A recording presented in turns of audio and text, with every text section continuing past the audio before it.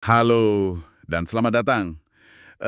Dunia di sekitar kita ini ya, terutama dunia bisnis, rasanya kok makin kompleks ya. Betul sekali. Perubahan tuh kayak datang terus-terusan, aturan mainnya bisa ganti cepet banget. Nah, di tengah semua ini, tantangannya kan bukan cuma buat perusahaan raksasa ya soal strategi, Iya, iya. tapi ini juga relevan banget buat Anda secara pribadi. Pertanyaannya, gimana caranya Anda bisa jadi lebih ahli gitu, lebih tangkas dalam nentuin arah yang pas, baik di kerjaan sekarang atau buat karir ke depan? Itu pertanyaan penting banget ya sekarang ini. Karena memang zaman kita cari satu jurus sakti strategi buat semua situasi itu kayaknya udah lewat deh. Udah nggak relevan lagi ya? Udah nggak cukup. Nah, sumber kita kali ini kan dari risetnya The Boston Consulting Group, BCG ya. Mm-mm. Di buku mereka, Your Strategy Needs a Strategy. Ah iya ya, buku itu. Pesan utamanya tuh jelas banget, kunci sukses strategis, termasuk buat kita pribadi, itu bukan nemuin satu jurus ajaib, Bukan satu ya? bukan. Tapi lebih ke menguasai semacam palet strategi. Oke. Palet, koleksi pendekatan gitu ya. Betul, koleksi pendekatan. Dan yang paling penting, tahu kapan mesti pakai kuas yang mana, strategi yang mana. Menarik, menarik. Palet strategi, bukan satu kuas saja. Oke, jadi misi kita dalam pembahasan kali ini, kita mau bedah lebih dalam ya. Gimana Anda bisa secara sadar gitu, bangun kemampuan ini. Iya, kemampuan pribadi. Kemampuan buat mendiagnosis situasi, terus milih pendekatan yang pas dari palet tadi, terus ya diterapin. Dan ini bukan teori doang loh. Bukan ya?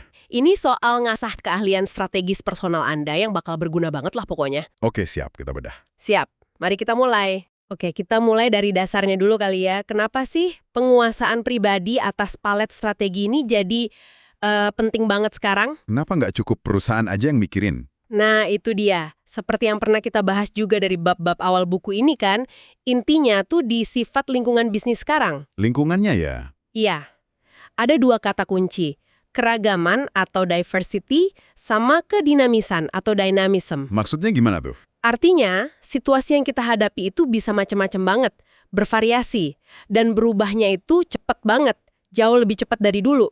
Tingkat gak pastinya juga tinggi ya? Banget, jauh lebih tinggi. Makanya, satu pendekatan aja nggak bakal cukup. Iya sih. Dulu mungkin kita bisa andelin yang namanya pendekatan klasik ya. Di buku itu, analisis, rencana jangka panjang, detail, terus eksekusi disiplin. Betul, itu mungkin masih cocok. Tapi cuma buat sebagian kecil situasi aja sekarang. Nah, di situasi lain, mungkin pasarnya nggak ketebak sama sekali. Berubah cepat banget.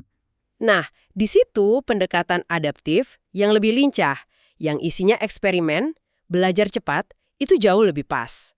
Kayak perusahaan teknologi gitu ya. Tiap bulan ada pesaing baru. Harus inovasi terus. Persis.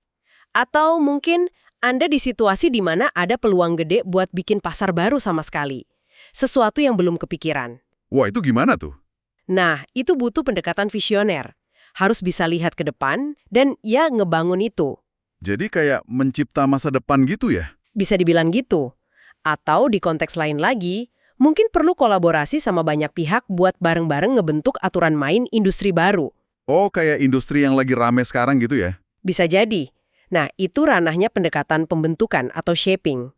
Dan tentu aja, kadang kita hadapin krisis kan? Nah, itu dia. Kondisi sulit. Iya, yang maksa kita rombak besar-besaran. Butuh pendekatan pembaruan atau renewal. Jadi jelaskan, satu gaya aja nggak bakal cukup buat nari di semua kondisi ini. Iya. Nggak bisa pakai satu jurus buat semua medan perang. Disinilah peran kita sebagai individu jadi penting banget ya. Buku itu pakai istilah animator strategy. Betul, animator. Itu maksudnya gimana sih? Apa kita harus jago animasi? Bukan gitu. Maksudnya animator itu kita berperan aktif menghidupkan strategi yang pas di lingkungan kerja kita. Oh, menghidupkan. Oke. Bukan cuma jalanin perintah, tapi ikut paham konteksnya, milih pendekatannya, bantu orang sekitar juga biar geraknya benar. Jadi lebih proaktif ya? Banget. Dan ini butuh dua kemampuan kunci yang dibahas juga di bab 8 buku itu, yang perlu kita kembangin secara pribadi. Pertama, jadi diagnostician. Diagnostician. Kayak dokter dong, mendiagnosis. Mirip lah. Analogi yang pas. Sebagai diagnosisian strategis, Anda harus bisa baca situasi akurat. Baca situasi. Oke. Buku ini nyaranin 3 lensa utama. Pertama, seberapa gampang ditebak, predictable, masa depannya. Hmm, Kedua, seberapa gampang situasi ini bisa Anda bentuk atau pengaruhi, malleable. oke. Bisa diubah nggak ya? Iya. Dan ketiga, seberapa sulit atau menantang, harsh, kondisinya. Persaingannya, operasinya. Nah, diagnosis ini langkah paling awal dan krusial banget. Sebelum pilih obat atau strateginya ya? Persis. Kalau diagnosisnya salah, ya obatnya bisa salah sasaran. Oke, jadi kemampuan diagnosis situasi, itu yang pertama. Terus yang kedua, Yang kedua, bertindak sebagai tim coach, pelatih tim. pelatih tim. Iya, artinya Anda nggak cuma jago milih strategi buat diri sendiri, tapi juga bisa ngembangin pemahaman dan skill strategi orang-orang di tim Anda. Oh, jadi bantu orang lain juga ya? Betul, bantu mereka paham kenapa strategi ini dipilih, gimana cara kerjanya, gimana mereka bisa kontribusi efektif. Jadi, penguasaan pribadi ini dampaknya langsung ke kemampuan mimpin dan berdayain orang lain. Jelas banget ya, ini bukan cuma buat diri sendiri tapi ngaruh ke tim, ke organisasi.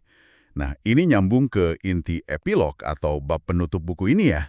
Gimana caranya kita secara konkret ngembangin palet strategi pribadi ini? Langkah praktisnya gimana? Nah, bab penutup ini ngasih semacam peta jalan yang praktis banget. Langkah pertamanya, dan ini seringkali yang paling menantang ya, Apa tuh? bangun kesadaran diri atau self-awareness. Yang mendalam. Ya, soal preferensi strategi kita sendiri. Kesadaran diri, kedengerannya simpel ya, tapi prakteknya gimana tuh? Justru itu, butuh refleksi jujur. Kadang nggak nyaman juga. Coba deh tanya ke diri sendiri, saya ini cenderung pakai pendekatan mana sih? Apakah saya orangnya analitis banget, terstruktur, suka rencana detail? Itu cenderung klasik. Atau saya lebih suka, coba-coba hal baru, impulsif, belajar sambil jalan. Itu, Adaptif. atau mungkin punya ide besar terus suka jualan ide. Nah, itu bisa jadi cenderung visioner. Mengenali warna dominan kita, itu langkah awal. Nggak ada yang salah atau benar mutlak ya, tapi penting tahu titik awal kita. Selain kenal diri sendiri, tadi kan disebut penting juga diagnosis lingkungan. Nyambunginnya gimana? Nah, disitulah kesadaran diri jadi lebih kepake. Setelah kenal preferensi alami kita, bandingkan sama tuntutan lingkungan yang lagi dihadapi sekarang. Pakai 3 lensa tadi ya, prediktibilitas, maleabilitas, harshness. Betul. Coba lihat, pasar tempat Anda kerja sekarang ini sebenarnya cukup stabil nggak? Bisa ditebak? Kalau iya, mungkin klasik paling cocok, meskipun Anda aslinya suka eksperimen, adaptif. Atau sebaliknya ya, lingkungan nggak pasti banget, butuh lincah adaptif, tapi kita nyamannya sama rencana detail, klasik. Nah, itu dia. Intinya, lihat ada gap nggak, ada ketidaksesuaian nggak antara gaya alami kita sama yang dibutuhin situasi. Oh, jadi cari celahnya ya, antara maunya kita sama maunya kondisi. Persis. Buku ini nyebut ada alat bantu asesmen diri, tapi intinya ya proses refleksi dan diagnosis itu sendiri, di mana potensi nggak selarasnya. Jangan-jangan preferensi alami kita malah jadi penghambat. Wah, dalam juga ya. Mengenali gap ini yang nunjukin di mana kita perlu lebih fleksibel, perlu perluas repertuar kita. Diagnosis situasi yang akurat plus sadar diri itu fondasi buat milih pendekatan yang lebih tepat. Bukan cuma yang paling nyaman. Oke. Langkah pertama, introspeksi dan diagnosis. Kenali diri, kenali medan. Nah, ini membuka ke langkah kedua yang menurut saya seru banget nih. Secara aktif memperkaya pengalaman. Diversifying your experience. Betul sekali. Karena ini nggak bisa cuma teori kan, nggak bisa cuma baca buku. Sama sekali nggak bisa. Menguasai berbagai pendekatan strategi itu kayak bangun memori otot, muscle memory. Kayak belajar naik sepeda gitu ya. Nah, iya. Nggak bisa cuma baca buku, cara naik sepeda. Harus nyoga, jatuh, bangun lagi, sampai akhirnya bisa otomatis. Strategi juga gitu. Harus nyemplung langsung ya. Harus sengaja nyari dan nyemplung ke situasi-situasi yang maksa kita pakai pendekatan strategi yang beda dari biasanya. Cari pengalaman beragam. Tapi gimana caranya kalau misalnya kerja di perusahaan nggak terlalu besar? Atau peran saya spesifik banget, nggak banyak peluang rotasi formal. Harus sering pindah kerja gitu? Itu cara ekstrim sih, tapi nggak harus selalu gitu juga. Buku ini kasih ide bagus. Coba deh lihat di kerjaan sekarang, ada nggak proyek-proyek beda yang bisa diikutin? Proyek beda iya. Mungkin ada proyek yang sifatnya lebih eksploratif. Nggak pasti, itu kesempatan latih adaptif. Atau proyek lain yang fokusnya efisiensi, optimasi. Itu kesempatan latih klasik. Atau terlibat lintas fungsi gitu. Misalnya, saya di marketing coba ikut proyek sama R&D. Nah, itu bagus banget. Buka perspektif baru. Atau pikirin siklus hidup produk yang Anda pegang. Oh iya ya, ngurus produk baru launching sama produk udah mapan kan beda banget ya pendekatannya. Beda banget. Yang satu penuh nggak pasti, yang satu mungkin lebih stabil. Butuh otot strategi yang beda. Bahkan buku ini cerita soal perusahaan Jepang yang punya jalur cepat horizontal. Gimana tuh? Karyawan potensial itu sengaja dirotasi ke unit bisnis beda, fungsi beda, bahkan negara beda. Dari pasar mapan ke pasar berkembang misalnya. Wah, sengaja dibenturkan ke berbagai konteks ya. Tujuannya yaitu bangun pemahaman dan pengalaman lintas konteks strategis, biar naluri strategisnya fleksibel. Biar nggak kaget lagi hadapi situasi beda. Iya, biar bisa intuitif kenalin pola situasi, terus cepat milih dan rapin pendekatan yang paling pas dari palet kita. Awalnya mungkin aneh, nggak nyaman pas coba pendekatan baru. Tapi justru di situ belajarnya, di situ otot barunya kebentuk. Keluar dari zona nyaman strategis secara sengaja, itu kunci kedua. Oke, nah setelah kita punya kesadaran diri, terus pengalaman makin beragam, langkah ketiga yang disorot itu menciptakan konteks untuk orang lain. Setting the context for others. Ini nyambungnya gimana sama dua langkah tadi? Nyambung banget, kalau Anda udah lebih sadar preferensi sendiri, udah latih otot berbagai strategi lewat pengalaman, otomatis kemampuan Anda buat mimpin atau ngajak orang lain itu bakal naik drastis. Oh, jadi lebih pede gitu ya? Bukan cuma pede, tapi Anda jadi lebih bisa nyiptain lingkungan atau suasana yang dukung tim buat jalanin strategi itu secara efektif. Ini kayak peran inkuisitor atau penanya ahli yang disebut di bab 8 itu ya? Soal ngajuin pertanyaan yang pas. Persis, epilog buku ini secara eksplisit nyaranin kita buat ngembangin semacam koleksi pertanyaan yang pas buat tiap warna strategi. Koleksi pertanyaan. Contohnya gimana tuh? Misalnya, kalau situasi butuh pendekatan klasik, analisis, rencana, pertanyaan Anda mungkin fokus ke datanya mana, posisi kita gimana dibanding pesaing, rencana implementasinya gimana langkah per langkah. Oke, fokus ke data dan rencana ya. Kalau situasinya adaptif, yang nggak pasti tadi. Pertanyaannya beda banget, mungkin lebih ke eksperimen kecil apa yang bisa kita coba minggu depan buat tes asumsi ini. Gimana caranya dapat feedback pasar paling cepat? Ada nggak sih proses atau struktur yang bikin kita lambat sekarang? Lebih ke arah coba-coba dan belajar cepat ya. Betul. Kalau visioner mungkin nanyanya industri ini 5-10 tahun lagi kayak apa ya? Kebutuhan pelanggan mana yang belum kesentuh sama sekali?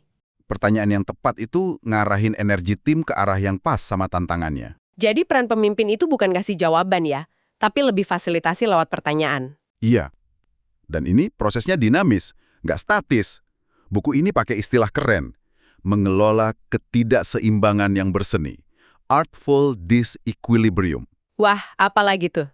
Kayak seniman yang terus-menerus nyetel komposisi karyanya, Anda nggak cari satu resep strategi yang paten selamanya. Tapi terus-terusan baca situasi, sesuaikan pendekatan, ganti jenis pertanyaan, geser fokus tim.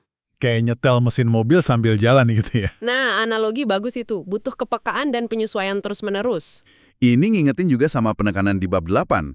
Jangan cuma fokus analisis di awal aja, tapi pastiin elemen lain di organisasi, cara kelola info, dorong inovasi, struktur tim, budaya, gaya kepemimpinan, itu semua nyambung sama strategi yang dipilih. Itu krusial banget. Percuma pilih strategi adaptif yang butuh lincah kalau organisasinya birokratis, kaku, atau budayanya takut gagal, nggak ada yang berani coba-coba. Jadi nggak sinkron ya? Iya, penguasaan pribadi atas palet strategi ini bantu kita lihat keterkaitan ini. Jadi animator yang bantu nyelarasin semua elemen sistem. Bisa lihat gambaran besarnya. Oke. Kita udah bahas pentingnya penguasaan pribadi. Terus 3 langkah praktisnya. Sadar diri, pengalaman beragam, sama ciptain konteks. Sekarang, kita tarik kesimpulan praktisnya buat pendengar nih. Manfaat nyatanya apa sih? Kenapa repot-repot bangun palet strategi pribadi ini? Nah, paragraf terakhir di epilog buku ini nyimpulinnya mantap banget. Di dunia kerja yang makin kompleks, dinamis, nggak pasti ini, kemampuan buat fleksibel, diagnosis situasi, milih, dan rapin strategi yang pas dari palet kita itu, Bukan lagi nice to have ya? Bukan lagi, tapi udah jadi keunggulan kompetitif karir yang signifikan banget. Ini investasi langsung ke kapabilitas strategis Anda sebagai profesional, sebagai pemimpin. Artinya, kita jadi lebih mahal gitu ya di pasar kerja, karena nggak kejebak satu cara mikir aja. Bisa dibilang gitu. Anda bisa navigasi berbagai jenis tantangan bisnis dengan lebih efektif, Anda bisa ciptain lebih banyak nilai buat organisasi sekarang, atau dimanapun nanti karir membawa Anda. Bikin lebih tahan banting juga ya, lebih resilient. Betul. Lebih bisa atasi perubahan. Dan lebih mungkin dilihat sebagai pemimpin yang bisa diandelin di situasi apapun.